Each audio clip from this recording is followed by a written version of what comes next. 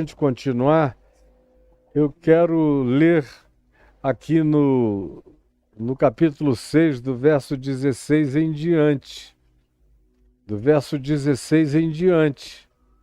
Diz assim: quando jejuardes, não vos mostrareis contristados. Você já viu isso aqui?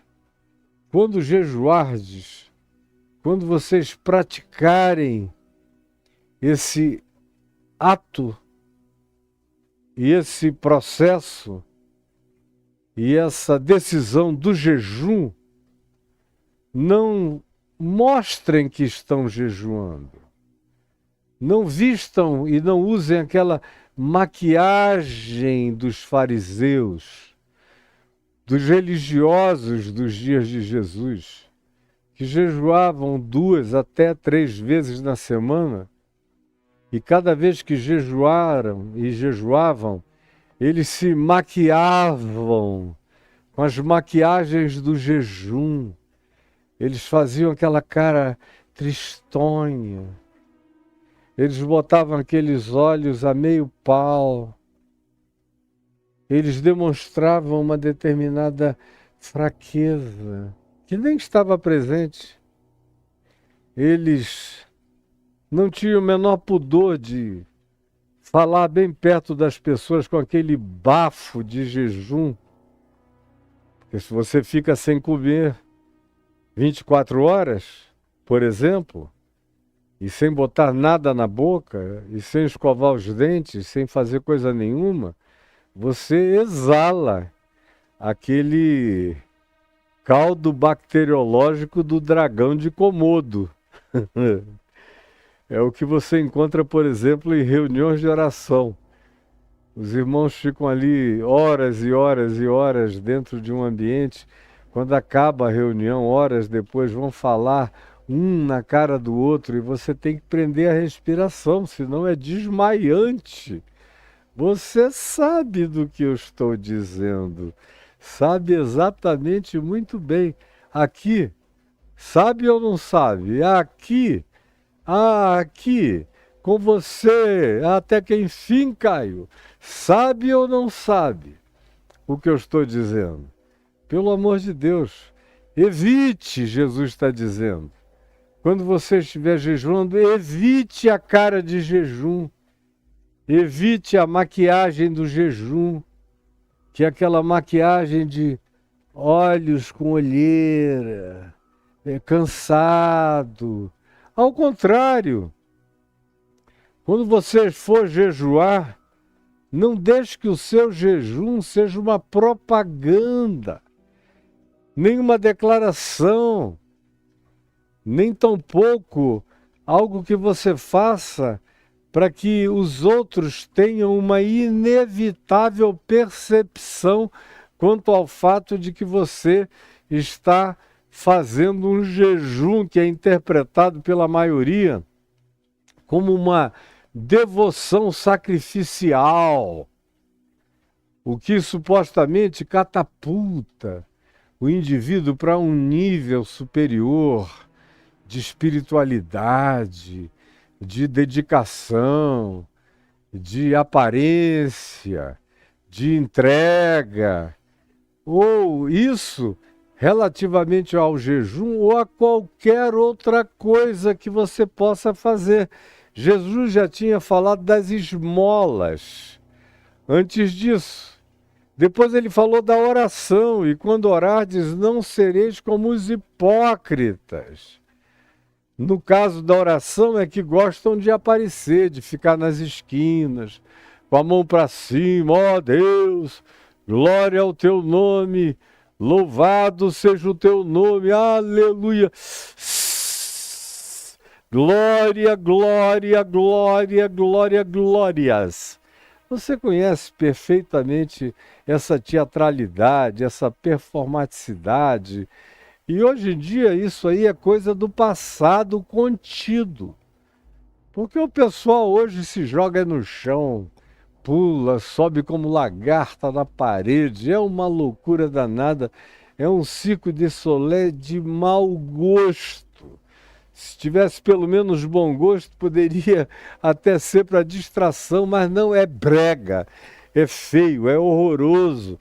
Mas as pessoas se entregam a isso porque querem que todo mundo saiba que em público elas fazem para impressionar os outros aquilo que em privado não existe na vida delas. Quando se trata de esmola, ou de oferta, ou de dízimo, elas fazem a questão de dizimar na cara de todo mundo, para todo mundo ver e dizer, ai, que coisa. E o pastor inspira, ou o padre, é o indivíduo ir lá na frente e botar na cara dura, na frente de todo mundo, diferentemente do que Jesus ensinou, que a mão direita não soubesse o que a esquerda fez e vice-versa. Na oração é a mesma coisa. É aquela coisa aparatosa. É Réveillon em Copacabana, ou em qualquer praia do Brasil, ou até na Avenida Paulista. É um show de demonstração de oração piedosa, de expressões as mais variadas. Agora o cara volta para casa e não ora mesmo, não ora nem no cacete. Não se dobra sozinho diante de Deus, jamais. Não faz o que Jesus mandou fazer. Quando tu orardes, ao invés de fazerdes um show, um réveillon, um espetáculo de pirotecnia devocional para todo mundo ver, porque se você fizer isso para que todos vejam, a sua devoção acabou aí, na percepção de terceiros. E não vai a lugar nenhum, não alcança mais coisa alguma, Jesus diz. Não passa dos limites da sua performaticidade. Fica contido na caixa dos seus desempenhos e não passa disso. Agora, depois de falar de doação, de dinheiro, de ajuda, e ele mandou ser discreto. Discreto. Frequentemente a esposa não sabe, o marido não sabe, os filhos não sabem, nem os mais íntimos sabem.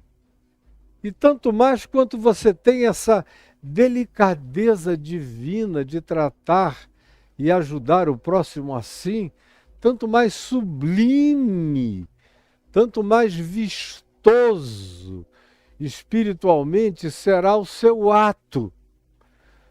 Porque Jesus diz, Deus vê. Você não está lidando com um ídolo. Você não está lidando com os olhares humanos.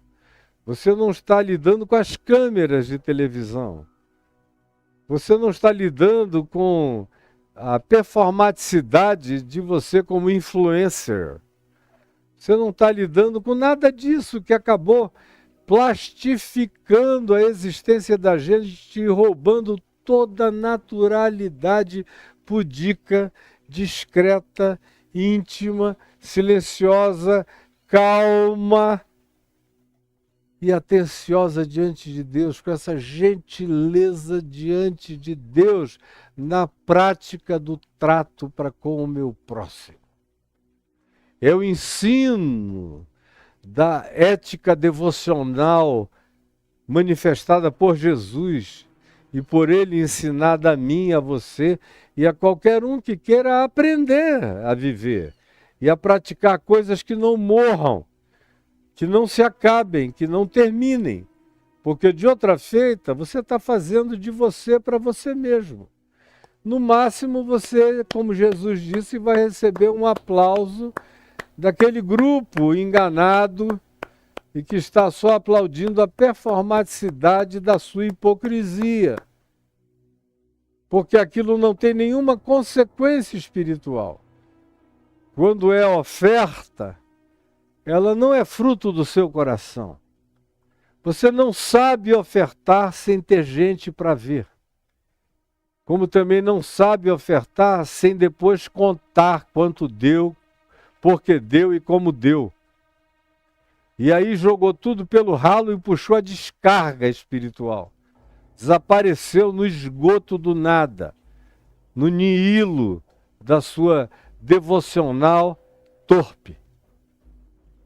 A mesma coisa com as orações. Quando eu faço orações para que elas se transformem em perorações, para que elas se transformem no meu discurso, na minha oratória devocional, supostamente para a glória de Deus, perdi tudo. Jesus disse, entra no teu quarto. Eu posso orar em público, eu oro em público. Hoje aqui mesmo já orei em público, orarei em público. Mas isso é outra coisa. Tem a ver com outro processo. A minha oração verdadeira, mais íntima, não é essa que eu faço aqui, concluindo uma mensagem, ou introduzindo uma palavra, ou pedindo a Deus que aquilo que eu acabei de dizer encontre um lugar de assento de compreensão no coração de ninguém. Essa não é a minha oração. Essa é a minha intercessão por você, pela palavra falada em seu favor. Porque em meu favor é como é a porta fechada. É no meu banheiro, é no meu banho, é no meu escritório, é sozinho aqui no meu jardim, é na minha caminhada, é no meu silêncio, é no meu fechar de olhos calmo, é na minha solitude, é na minha solidão, é na minha discrição que eu pratico isso. Ninguém precisa saber. Se você perguntar à minha mulher se eu oro, ela sabe que eu oro. Toda hora ela chega para mim e diz, meu amor, por favor, quando você for orar, não esquece de orar por isso. Eu queria que você orasse por isso. Ou faz uma oração assim, assim, assim, para interceder por alguém desse modo. Frequentemente eu nem espero. Frequentemente eu oro naquela hora que ela me pediu, eu pego na mão dela e oro. Hoje em dia, quando as pessoas chegam para mim e dizem, ah, reverendo, ou pastor, ou Caio, ou Caião, como queiram, ora por mim, e me dizem um tema, eu nem espero. Porque eu tenho muita chance de sair dali, ser abordado por tantas outras coisas e vir a esquecer. Eu oro na hora. Todo mundo que me pede oração aqui, por exemplo, no WhatsApp, ah, meu querido pastor, ora por mim, por isso, isso e aquilo. Eu ouvi, eu oro na mesma hora.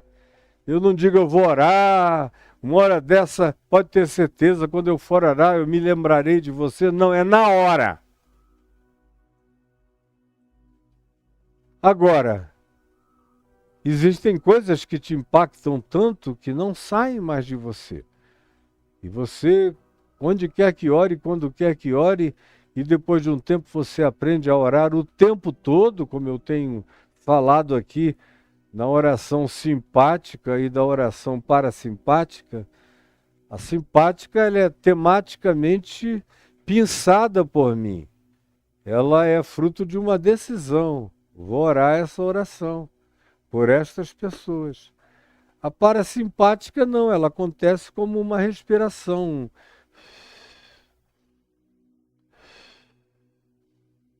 E essa, regularmente, nem é temática. Ela é muito mais aquela oração do ser, aquela entrega de eu estou aqui, me usa, me dá sabedoria, me prepara, me fortalece, me dá inteligência, me dá ciência, me dá compreensão, me dá amor. Ajuda-me a passar por cima. ajuda-me a perdoar, ajuda-me a não guardar, ajuda-me a não reter. Ou eu vou, à medida em que eu inspiro e expiro, orando sem cessar, fazendo também o meu pensamento viajar por dentro do meu processo cognitivo como uma oração que vai se transformando em algo natural, como respirar e inspirar.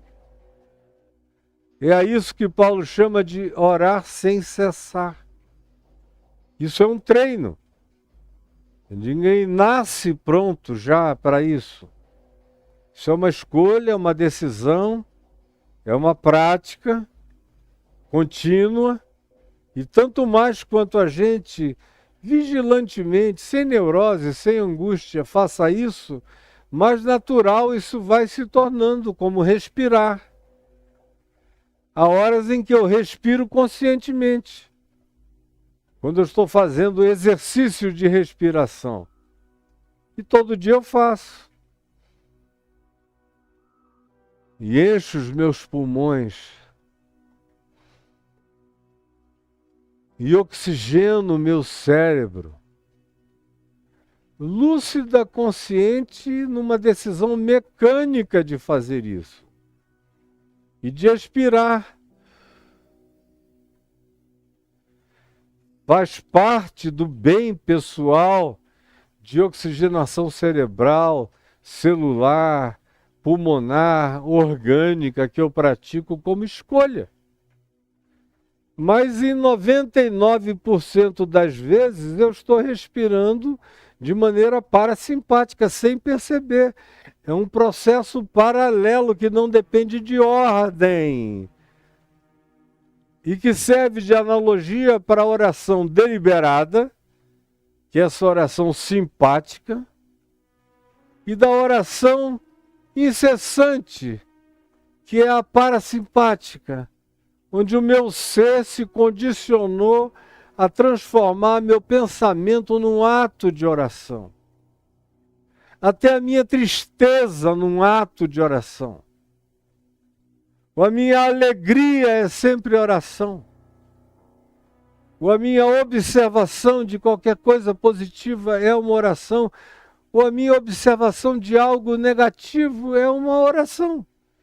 Mesmo quando eu não esteja com aquela atitude objetiva de interceder, mas eu estou orando, dizendo: facilita, Senhor, facilita, Senhor. Abre o entendimento, que as pessoas compreendam, facilita, esclarece. E para fazer isso eu não preciso nem pensar, já está dentro de mim. Passou a fazer parte do meu ser.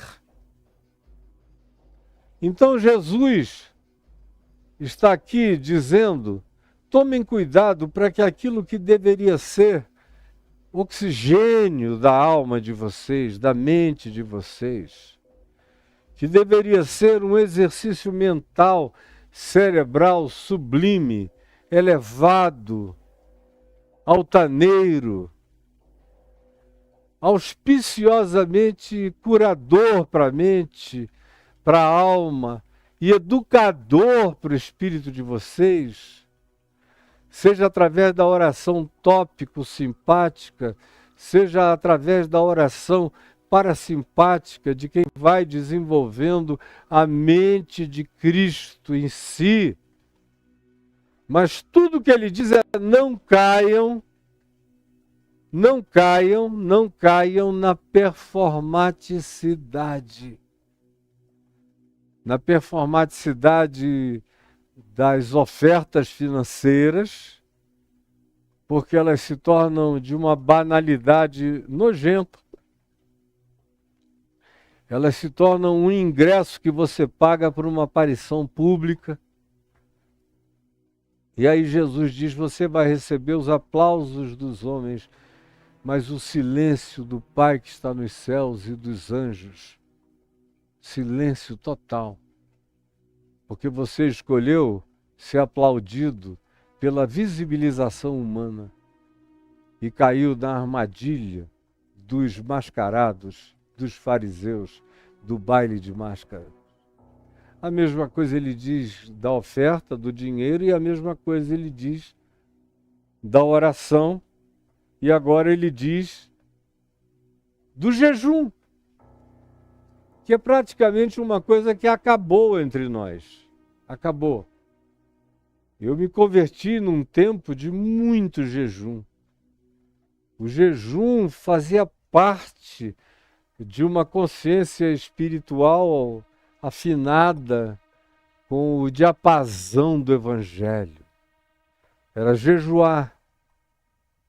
A minha mãe jejuou anos pela conversão do meu pai, junto com a minha avó, com a mãe velhinha. Jejuavam as duas.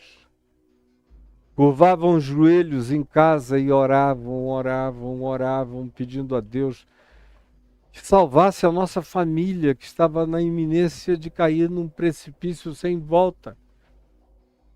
Eventualmente, eu não teria nem chegado onde eu cheguei.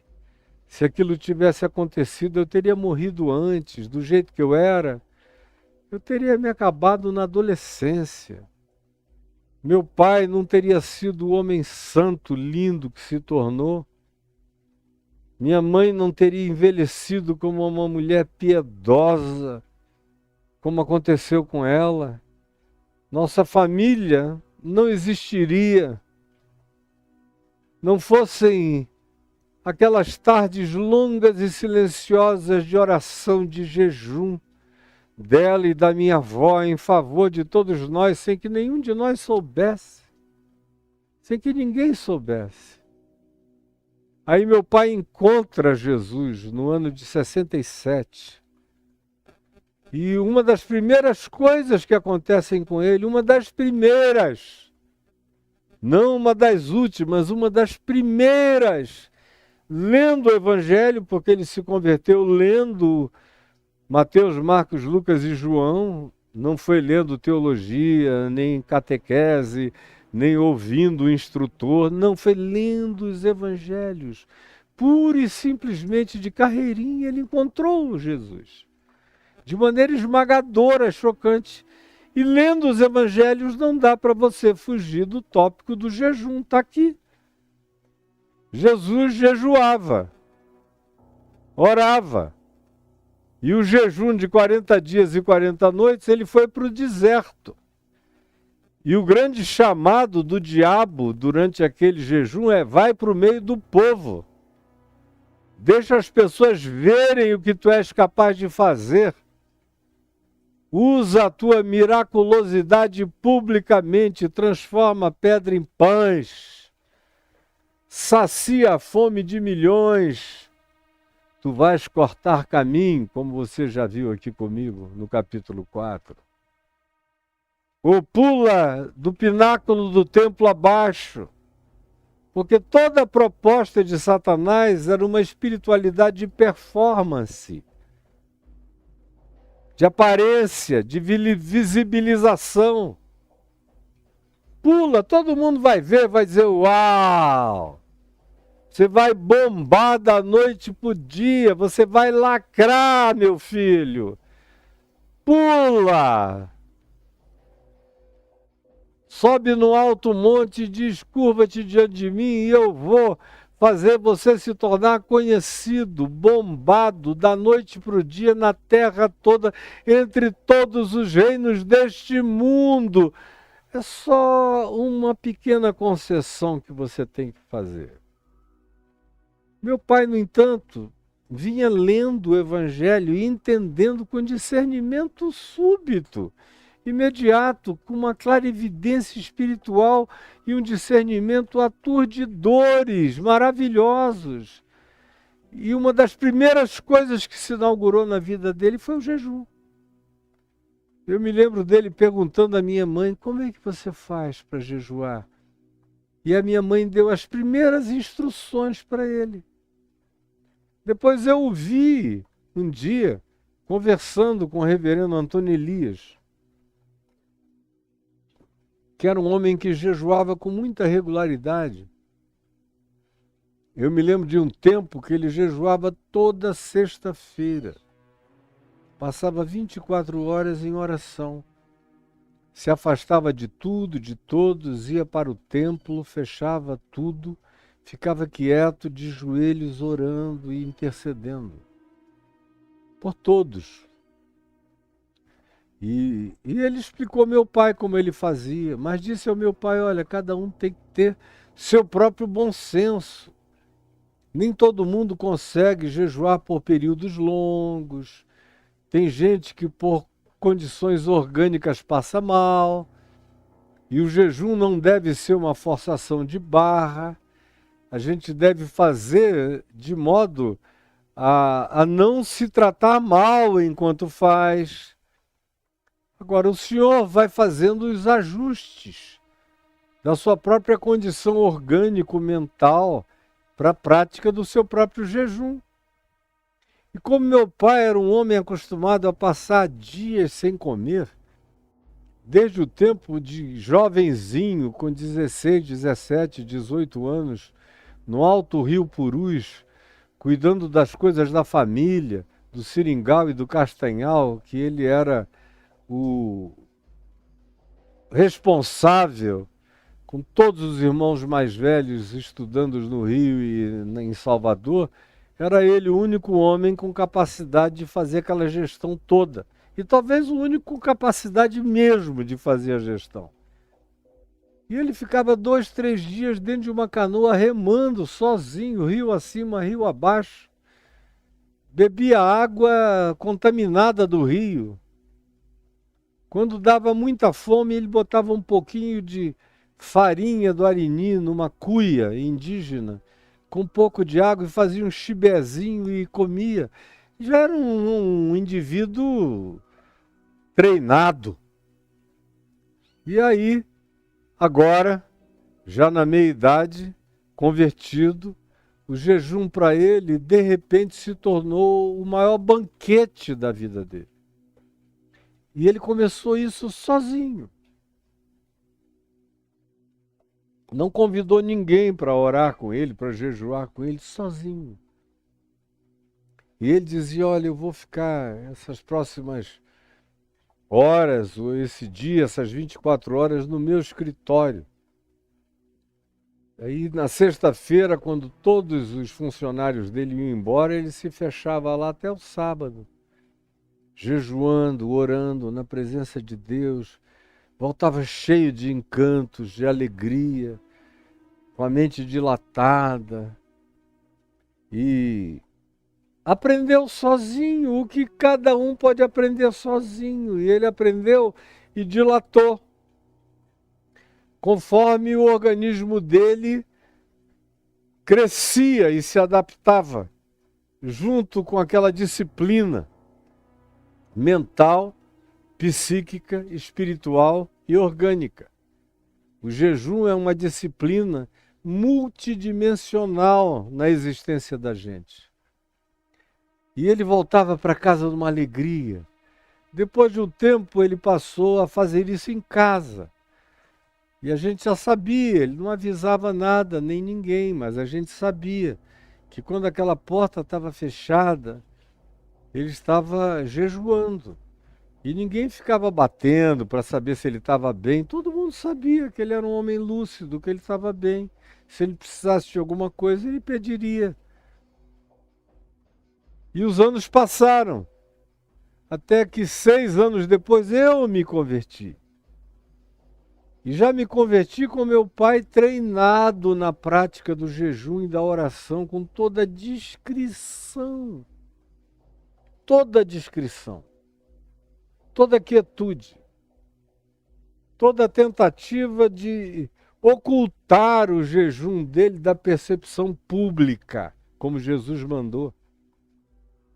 E aí, quando eu perguntei como é que eu faço, pai, para vencer esses monstros, essas feras que habitam a minha carne, essas tendências de morte que me dominam, ele falou, vou te ensinar. A gente mata a carne de fome e a gente alimenta o espírito. Aí para mim aquilo parecia ainda tão distante de compreensão. Falei, como é isso, pai? E aí ele me disse, você vai jejuar e orar comigo. E quando você não estiver comendo comida, você vai ver que esse ato de não comer a comida também é um ato que vai gerando uma mortificação dos desejos, dos apetites do mamífero. O mamífero essencialmente quer comer, quer dilacerar, quer mastigar. Isso começa com o pão, mas se estende até às mulheres, que você diz que gosta de comer todo dia. Uma coisa vai alimentando a outra.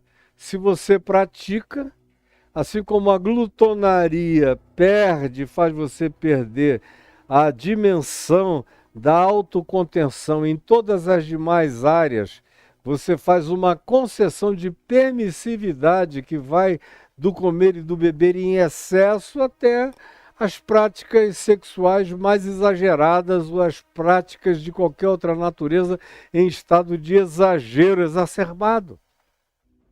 Então, nós vamos fazer a carne passar fome.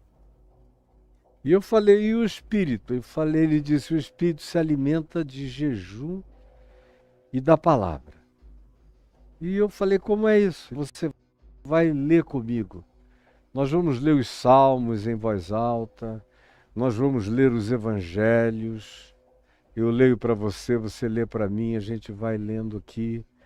Nós vamos orar, até que vai chegar um tempo em que você vai se desenvolver tanto que você vai querer fazer isso tudo sozinho, com a porta do seu quarto fechada. Eu só estou fazendo o start. Mas eu te conheço. Sei que você vai ter uma desenvoltura numa rapidez enorme, assim como eu tive e você terá também. E foi o que aconteceu. À medida em que eu não alimentava a carne, as demais dimensões da carnalidade iam diminuindo. E o apetite por elas ia se desfazendo. E à medida em que eu alimentava o meu espírito, e eu decidi que eu iria guardar, decorar o Evangelho na minha mente, não só no meu cérebro, na minha compreensão, no meu entendimento, na minha assimilação emocional, psíquica, afetiva do Evangelho, e iria desenvolver o meu entendimento, a minha compreensão. E aí fui descobrindo que o jejum tinha esse poder extraordinário de ampliar a compreensão. Porque o dispêndio de energia que a gente faz comendo, a gente come infinitamente mais do que precisa. Isso é uma lição que a gente tem que aprender dos indianos, especialmente dos monges. A gente come uma infinidade de coisas desnecessárias, o corpo não precisa de tanta comida. E aí você vai vendo que quanto menos você vai enchendo-se de alimento e comida e da desnecessidade alimentar, e gastando uma energia enorme, e botando o cérebro para trabalhar e todo o teu organismo para funcionar dioturnamente, ele não tem descanso de tanta comida que a gente derrama e põe para dentro. Começa a criar um intervalamento, uma interrupção, uma educação, um espaçamento, uma disciplina. Você vai vendo como você é capaz de ir mais adiante. E eu comecei a jejuar 12 horas, 24 horas. Depois de uns dias obesos, jejuando 24 horas e comia no dia seguinte, depois no outro não. Aí eu fui partindo para 48 horas, para 72 horas. Chegou ao ponto que eu estava jejuando 5 dias, 6 dias. Nesse tempo eu já não ficava em casa. Eu já ia para a floresta, botava lá o meu acampamento, ou ia para alguma tapera feita de palha na floresta, levava o meu foguinho, fazia uma fogueirinha com a minha Bíblia, e eu não podia ir, minha mãe não deixava eu ir sem levar pelo menos uma garrafinha de água, porque ela dizia do terceiro dia em diante, por favor, nem que seja um golinho ou 2 por dia, faça isso por mim, mesmo que você não esteja sentindo nenhuma necessidade. Mas eu me lembrava do amor materno dela e eu botava 2 golinhos, 3 golinhos e pronto. Dava uma suave hidratada antes de dormir à noite de novo, bem devagar. Até porque você não pode dar uma golada que parece que você está jogando uma piscina para dentro. Tem que ser tudo muito suave. E aí eu fui descobrindo o dilatamento da minha mente, a minha memória foi crescendo um absurdo. Eu comecei a recitar os salmos, eles foram vazando de dentro de mim, aquela recitação maravilhosa, natural, espontânea, parecia que era inapagável. Eu lia e ficava. Eu relia e introjetava. A mente, a expansão, os raciocínios, o pensamento. Quanto mais eu pensava, mais crescia, mais se expandia, mais se aprofundava, mais sublime e altaneiro ficava, mais larga era a compreensão, mais profundo era o ato de compreensão. E o meu coração foi se enchendo de uma alegria extraordinária. Agora, tem gente me ouvindo aqui que não consegue nem entender o que eu estou dizendo. Por exemplo, aqui no TikTok, quando eu estava falando outras coisas, enquanto eu estava falando, estava lá em centenas. Na hora que eu comecei a descrever o jejum, foi caindo, foi caindo, foi caindo, porque para essa geração é uma coisa totalmente incompreensível. Ninguém topa, ninguém quer nem ouvir, ninguém quer nem saber. É algo sobre o que se passa batido. Se passa batido. E o único jejum que você vê as pessoas fazendo são os cantores gospel ou os pastores declarando: hoje é dia de jejum, estou em jejum. Jejum nada, é durante aquele períodozinho ali que ele diz para você que não comeu nada. Mas ele te encheu a pança antes e vai encher depois. Ele não tem nenhum espírito de jejum em nada do que se faça, até porque é tudo uma declaração de performaticidade que já nasce morta, portanto. Já nasce morta, portanto. Jesus diz: quando jejuardes, não vos mostrareis, olha a palavra, não vos mostrareis, não vos exibireis. É o jejum como exibição. Não vos exibireis contristados. Ai, meu Deus, estou fazendo isso pelo Senhor. Pelo amor de Deus, cria vergonha na cara, vai embora, enche a barriga, mas para de hipocrisia. Quando jejuardes, não vos mostreis, não vos demonstreis, não vos exibais contristados como os hipócritas, como os mascarados, porque desfiguram, fazem aquela cara descaída, o rosto pálido, com o fim de parecer aos homens que jejuam. Eles querem que todo mundo diga: viu? Ele está jejuando, ela está jejuando. Aí a pessoa até se encurva. Aí alguém oferece alguma coisa. Não, não, não, parece que é veneno. Não é nem capaz de dizer só um sorridente obrigado, obrigado. Não precisa explicar por que não obrigado. E vira e muda de assunto, não, Edu. Parece que é cicuta, é um veneno que vão dar para ela. Não, não, não, hoje não. Tem que dar todas as dicas de que hoje não, porque a pessoa está querendo se mostrar e ser vista. Como os hipócritas. Em verdade, eu vos digo que eles já receberam a recompensa, que é só todo mundo dizendo, olha aí, ó o cara aí, olha ela aí, meu Deus, jejua, tá pontos acima da maioria. E diante de Deus, perdeu tudo. Tu, porém, em contraposição a essa geração, a essa turba devocional, a essa gangue espiritual, tu, porém, contra esse grupo teatral, farás diferente. Tu serás a antítese. E para seres antítese, tu tens que ser discreto. Não é seres uma antítese demonstrativa propagandista do oposto, senão perdeu também. Tu, porém, quando jejuares, unge a cabeça, passa perfume.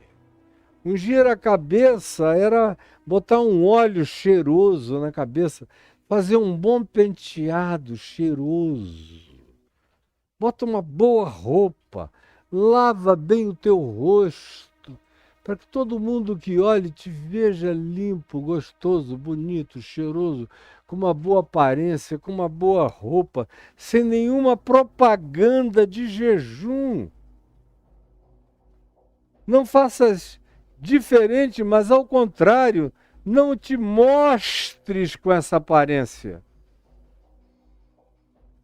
Não cries nenhum tipo de performaticidade que façam com que os homens vejam, notem que tu estás jejuando, ou seja, com o fim de parecer aos homens que jejuais. Não façam isso querendo que as pessoas saquem. Tanto mais quanto você seja discreto, mas isso é real diante de Deus. Tanto mais quanto seja um passar natural que ninguém note da sua vida no mundo.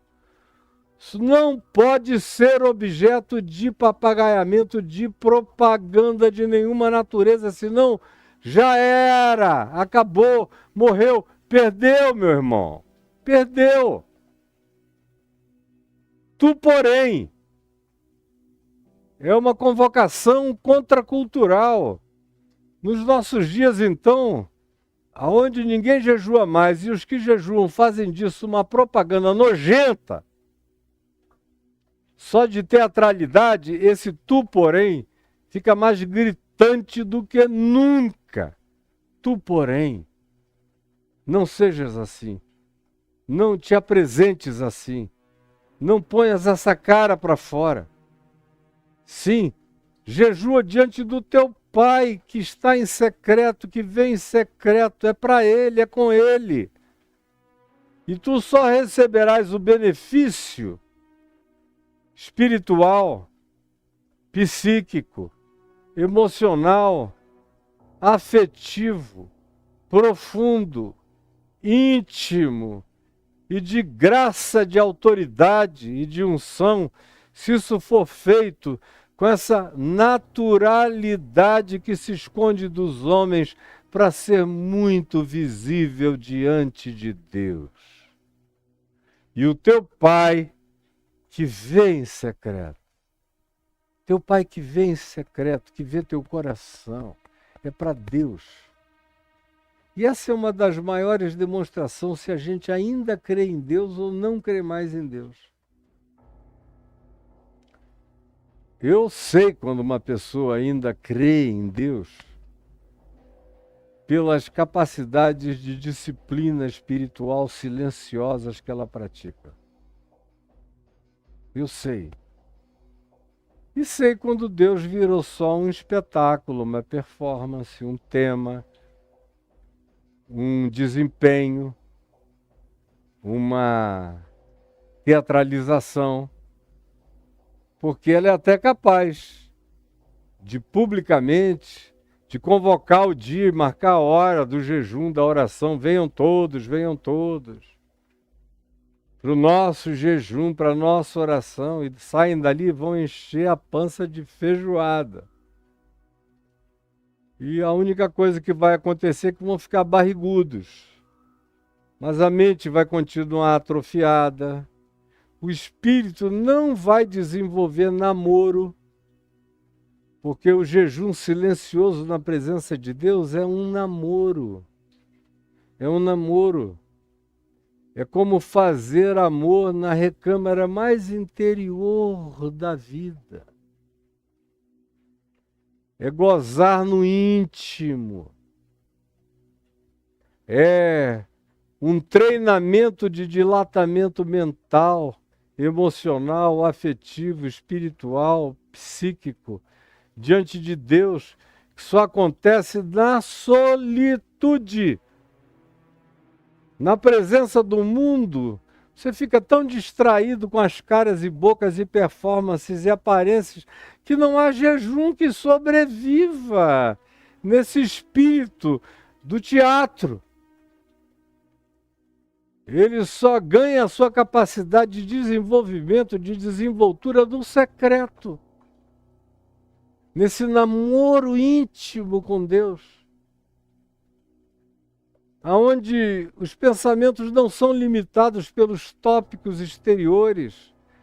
A mente cresce, sem medo, se dilata, as emoções se derramam, você chora, você ora, você gargalha, você discerne, você celebra, você vive aquela intimidade conforme a espontaneidade daquela solitude na presença de Deus. Em você, o secreto é o seu coração, é o seu íntimo. Mas é claro que isso demanda também uma ambiência favorável. E aí, Jesus diz, tu vais receber a tua recompensa. O teu Pai, que vem em secreto, te recompensará. O teu Pai que vem em secreto te recompensará. Isso é uma coisa maravilhosa. O teu Pai que vem em secreto te recompensará. Eu faço tudo isso no secreto para o meu Pai que me vem em secreto e Ele me amplia. E eu cresço, e eu me dilato, e ninguém entende de onde vem tanta graça, tanta luz, tanta sabedoria, tanto discernimento, tanta inteligência. Isso é algo que está explicitado na Escritura desde sempre.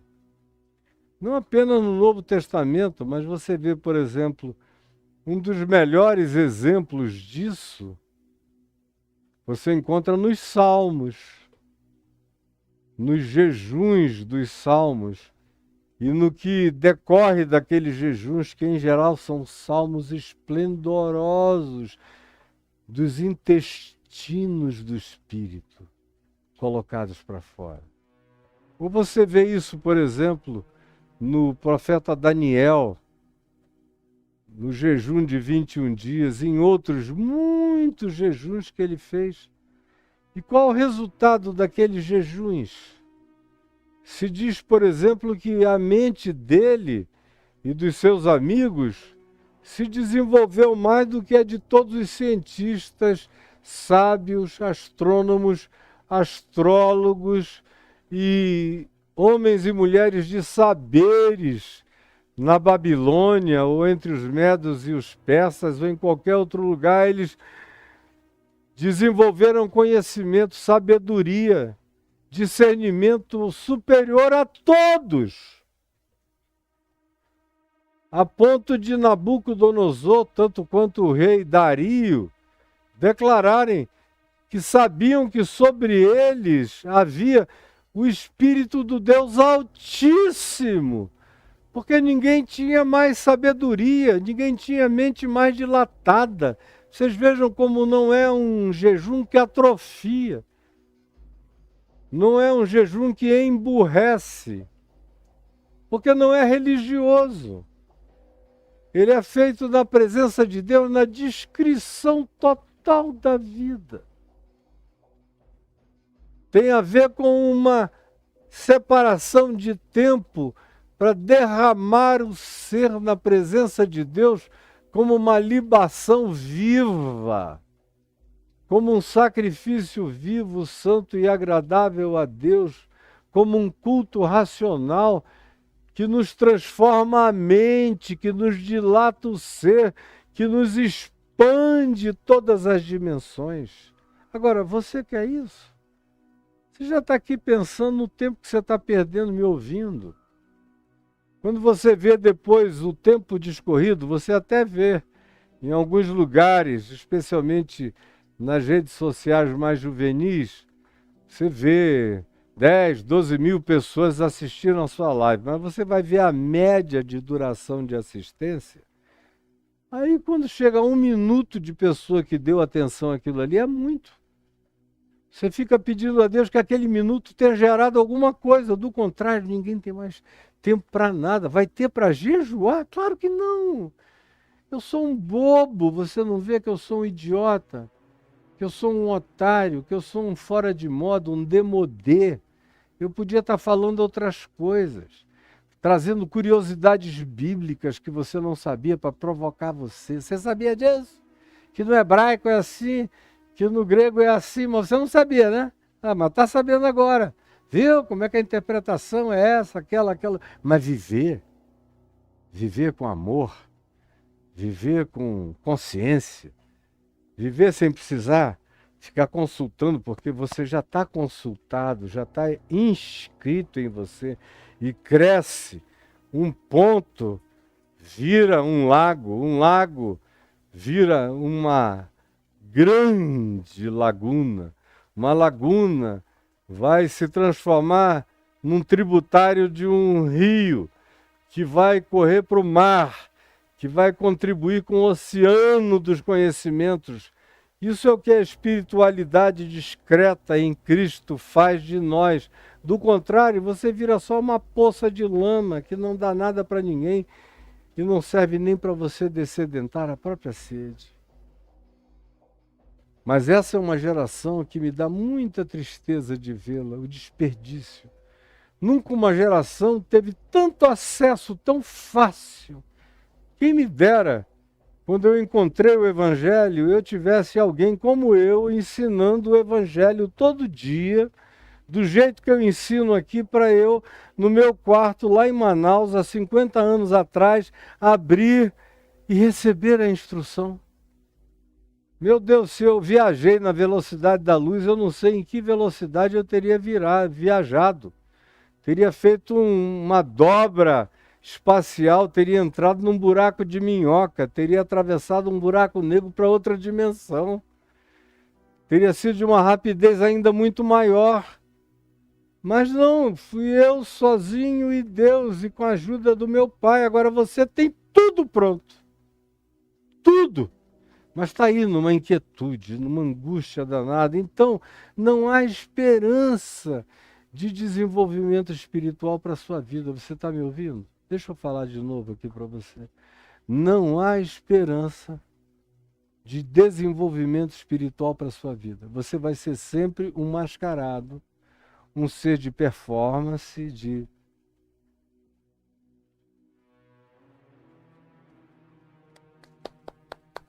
É só isso. Você é só um boneco de expressões litúrgicas, quando existem. Ou então de loucura, maluca, pula para lá, rola para cá, dança, dança, dança, dança, dança. Numa gafieira você ia se dar melhor, porque pelo menos não seria em nome de Deus. E você teria muito mais sinceridade naquelas práticas.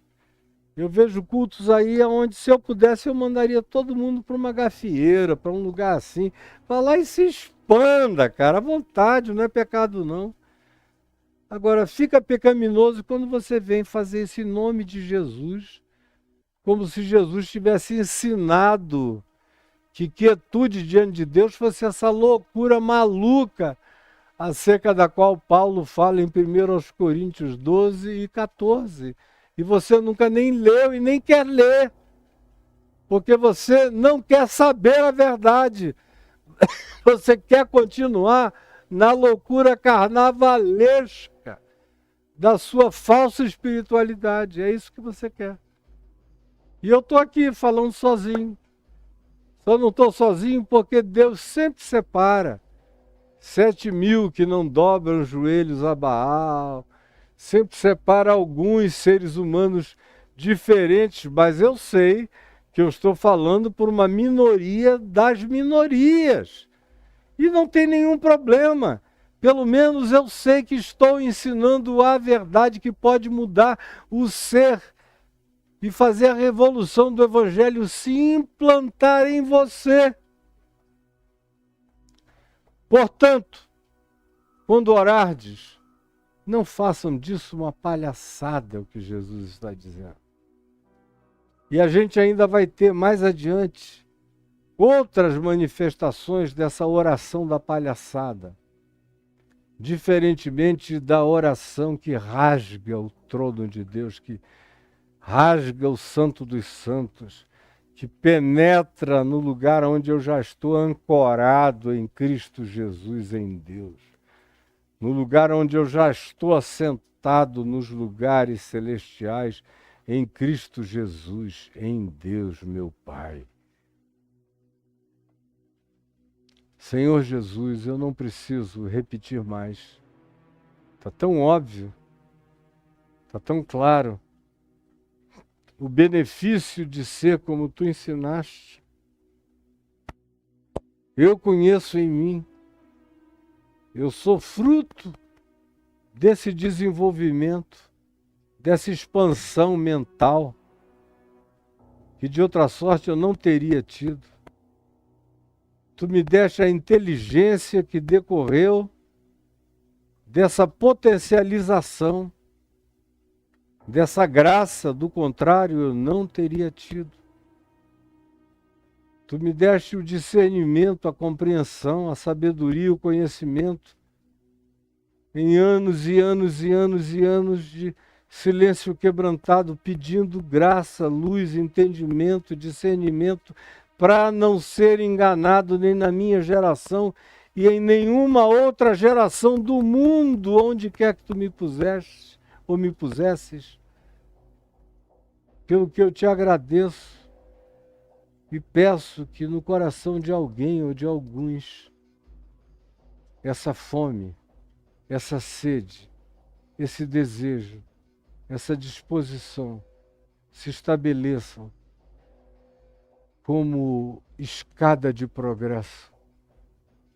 Como disse o apóstolo Pedro, degraus de progresso que viajam da fé para a virtude, da virtude para as obras, das obras para o conhecimento, do conhecimento para a sabedoria, da sabedoria para a piedade, da piedade para a prática do amor, da prática do amor para o assambarcamento de toda a tua plenitude.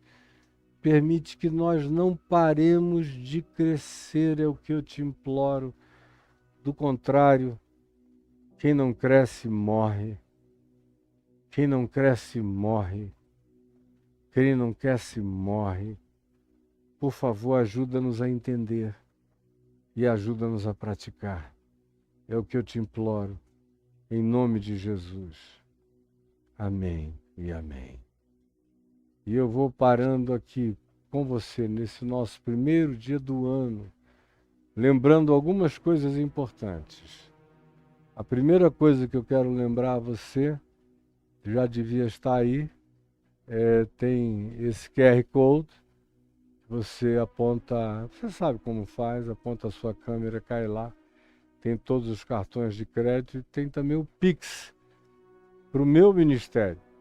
Não é para a minha vida, é para o meu ministério. Não vem nada para mim, é para sustentar o que a gente faz aqui, que chega até você e que nós estamos ampliando para chegar para o mundo inteiro. Então só depende de você que ouviu essa palavra e teve o coração ardido pelo Espírito de Deus, pela alegria de coisas sublimes, participar com a espontaneidade do seu coração. Faça isso. Eu não vou insistir porque Deus não se agrada de insistência. Quem tem ouvidos para ouvir, ouça. Você entendeu. Quem entendeu, faça conforme compreendeu. Além disso, tem aí também um segundo Pix, que é para o pessoal que pede, e diz, eu gostaria de participar da tua vida pessoal. Lembre, o primeiro não tem nada a ver com o segundo. O primeiro é para o meu ministério. Invista nesse ministério para alcançar outras pessoas. O segundo tem a ver com uma coisa mais diminuta. Tem a ver comigo, está escrito ali o nome, Caio e Adriana, você sabe a razão. E aí tem uma terceira coisa, que eu esqueci de mandar para o Caio aqui. Eu ia mandar ontem à noite, falei que ia mandar hoje de manhã, falei para mim mesmo, acabou que eu esqueci. Que é um vídeo, seria um vídeo da nossa reunião do próximo sábado, mas amanhã eu vou mandar para ele expor aí a reunião do próximo sábado. Desculpa, não é no próximo sábado, do próximo dia 7, domingo. Do próximo domingo, 7, aqui no Café The Brain, em Brasília, no Centro de Convenções Ulisses Guimarães, a reunião do Caminho da Graça. Eu estou esperando todo mundo que é de Brasília. Ou tem outros que vêm de outras cidades aqui em volta para lá. Tem gente que vem até de Goiânia, tem gente que vem de Minas Gerais. Como eu ouvi agora na última reunião do ano, gente que pegou um avião e veio aqui só para dar um beijo, um abraço e ouvir a palavra. E outra coisa, nós não vamos mais transmitir ao vivo. Quem quiser ouvir, participar, tem que ir lá. Depois de uma semana, uns dias, nós vamos botar a mensagem no YouTube. Mas quem quiser participar, vá. Estava muito cômodo. Durante a pandemia, todo mundo em casa, ali no suco de laranja. E conclusão, eu fui vendo o pessoal ficando gelado, frio, glacializado, porque o encontro humano é insubstituível. Aquele encontro de toque, de cheiro, de abraço, de carinho, de amor, de troca, é essencial, de modo que eu espero você no próximo domingo. Começa às 17 horas a confraternização, é um café. Então tem café, tem bolo, tem pizza, tem o que você quiser lá. Tem refrigerante, tem o que você quiser. E tem papo. E eu chego ali pelas 15 para as 6, 6 horas começa o louvor e logo depois eu trago uma palavra. Comigo estarão lá o Dilson, que é o nosso mentor executivo, o Jack, fazendo o louvor com outras pessoas que ajudam no louvor, e o Júnior Cipa, que é o nosso querido Júnior, que vai nos ajudar também na pregação, em ensino e atendimento e aconselhamento em várias circunstâncias. Então eu convido você para estar lá no próximo domingo, tá bom? Mas amanhã eu espero trazer aqui o vídeo para você ter uma ideia de como foi a reunião a última do ano. Foi tão linda, tão gostosa, tão saborosa, me fez um bem tão extraordinário ao coração, que eu queria demais que você estivesse lá, tá bom? Um grande beijo, que o Senhor Jesus seja sobre nós.